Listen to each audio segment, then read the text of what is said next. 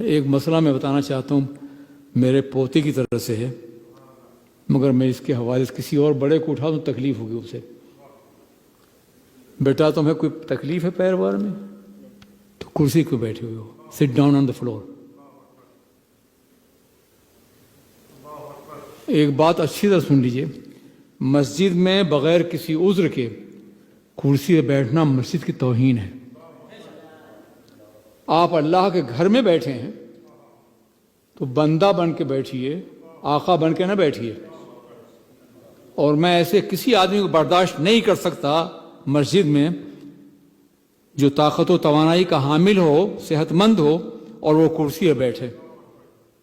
یہ گستاخی ہے، بے ادبی ہے۔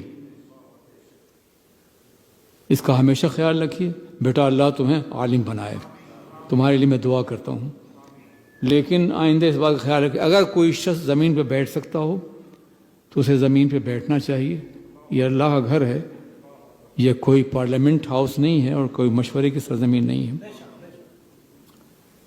اور کرسی بیٹھنے میں بھی اس بات کا خیال رکھیں کہ کرسی ایسی ہی استعمال کی جائے جو ضروری ہو۔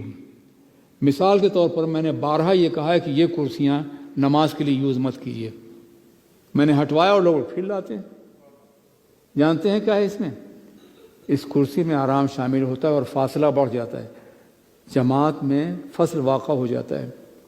کرسی کا استعمال صرف اتنا ہونا چاہیے کہ جماعت میں فصل نہ ہو، دائیں اور بائیں نمازی ہیں ان سے جڑے رہیں۔ آپ نے حرم شریف کی کرسیاں دیکھی ہیں؟ تو یہ ہے، اگر بیٹھنا بھی ہے تو کوئی ایسی کرسی استعمال کریں جو کم سے کم جگہ لے اور بے ادبی اور گستاخی کے مرادف نہ ہو۔ اس بات کا ہمیشہ خیال رکھیے۔ آج میں نے اپنے ایک پوتے کے حوالے سے یہ بات کہی ہے، اللہ اسے بابرو اور باعزت بنائے، لیکن میں کسی بزرگ کو اٹھا دیتا تو شاید وہ افینڈ ہو جاتا اور ناراض ہو جاتا۔ حضرت آپ بیٹھ جائیے، آپ ماشاءاللہ آپ مہمان بھی اور عالم بھی، عالم دین کا اپنا مقام ہوتا ہے، یہ علماء کرام ہے۔